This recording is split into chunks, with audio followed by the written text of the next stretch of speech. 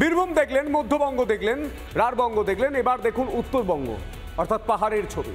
তৃণমূলের অন্দরে এখানেও গরম, ফের তুতু ম্যামা খেলা। এবার আলিপুরদুয়ার শহরে তৈরি হচ্ছে বহু প্রতীক্ষিত সুইমিং পুল, আর তা ঘিরে প্রকাশ্যে তৃণমূলের প্রাক্তন ও বর্তমান বিধায়কের দ্বন্দ্ব। দেখুন,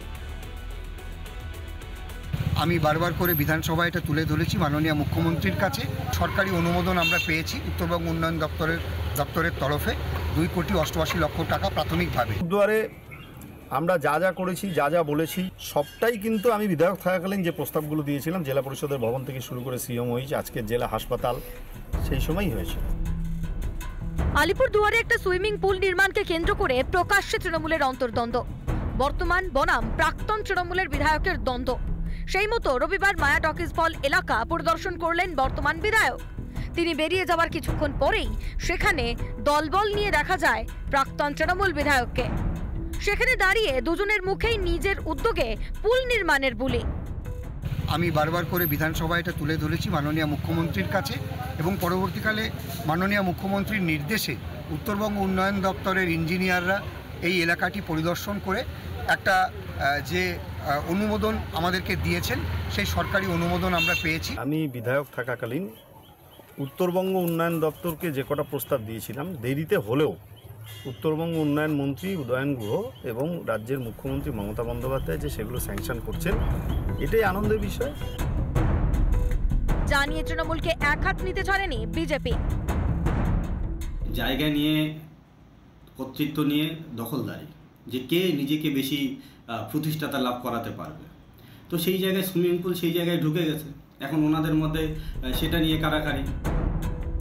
উত্তর থেকে দক্ষিণ বিধানসভা ভোটের আগে দিকে দিকে তৃণমূলের কোন্দলের ছবি। এই কোন্দলই কি শাসক দলে ফাটলের ইঙ্গিত দিচ্ছে? রিপাবলিক বাংলা। কেষ্ট কাজল দ্বন্দ্বে বারবার উত্তপ্ত বীরভূম। এবার অনুব্রতর ডাকা জেলা কমিটির বৈঠকে গড় হাজির থেকে দ্বন্দ্বের আগুন উস্কে দিলেন কাজল শেখ। কোর কমিটির বৈঠক না করে জেলার বৈঠক ডাকায় ক্ষুব্ধ বীরভূম জেলা সভাধিপতি। কাজলের অনুপস্থিতি নিয়ে প্রশ্নের মুখে ল্যাজে গোবরে দশা তৃণমূল নেত্রী।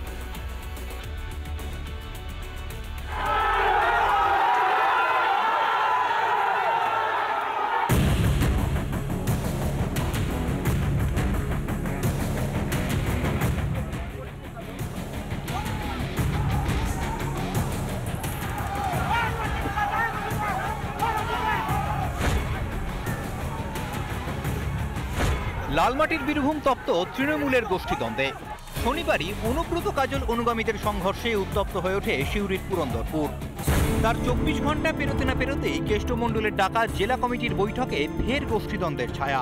তৃণমূল কংগ্রেসের জেলা কমিটির বৈঠক, কিন্তু সেই বৈঠকেই গড় হাজির থাকলেন বীরভূম জেলা পরিষদের সভাধিপতি তথা তৃণমূল কংগ্রেসের জেলা কোর কমিটির অন্যতম গুরুত্বপূর্ণ সদস্য কাজল শেখ। তবে কাজল শেখ না এলেও উপস্থিত ছিলেন জেলা কমিটির অন্যান্য সদস্য। তৃণমূল সাংসদ শতাব্দী রায় এবং রামপুরহাটের বিধায়ক আশিস ব্যানার্জিকে পাশে বসিয়ে মিটিং সারেন অনুব্রত মণ্ডল। কাজলের অনুপস্থিতির প্রশ্নে রীতিমতো অস্বস্তিতে বীরভূমের তৃণমূল নেতৃত্ব। ঠিক সময় জানতে পারবেন, এখানে আমাদের সাংগঠনিক আলোচনা হলো, সবিস্তারে বলবে আমাদের জেলা সভাপতি। এসবও এখানে কিছু আমি এগুলো আমি এখানে দলের কথা এখানে বলবো কেন? কোর কমিটির মিটিং না ডেকেই জেলা কমিটির মিটিং ডাকায় ক্ষুব্ধ বীরভূম জেলা পরিষদের সভাধিপতি। জেলা কমিটি বা জেলার কোনো সাংগঠনিক কর্মসূচি হওয়ার আগে আমার মনে হয় কোর কমিটির বৈঠক হওয়া একান্ত প্রয়োজন আছে। এটা মমতা বন্দ্যোপাধ্যায়কে অমান্য করা হচ্ছে। গোষ্ঠীদ্বন্দ্বের কথা কার্যত স্বীকার বীরভূমের তৃণমূল সাংসদের। মিটিয়ে নেওয়া সম্ভব, মিটিয়ে নেওয়া যাবে, মিটিয়ে নেওয়া হবে। কারণ সবসময় দেখা যায় যে যা যাই থাকে ইলেকশন আগে সবাই আবার নিজেদের মধ্যে শক্ত হয়ে একসঙ্গে হয়ে লড়ে, সেটাই হবে। কেষ্ট কাজল দ্বন্দ্বে রক্ত ঝরছে বীরভূমে। অনুব্রত তিহারের জল খেয়ে ফিরতেই শুরু দুই নেতার ঠান্ডা লড়াই। বিধানসভা ভোটের আগে এই গৃহযুদ্ধের মাসুল গুনবে না তো তৃণমূল?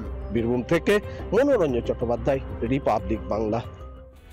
নানা ধরনের কন্টেন্ট দেখার জন্য লাইক করুন, শেয়ার করুন আমাদের ফেসবুক পেজ, সাবস্ক্রাইব করুন আমাদের ইউটিউব চ্যানেল।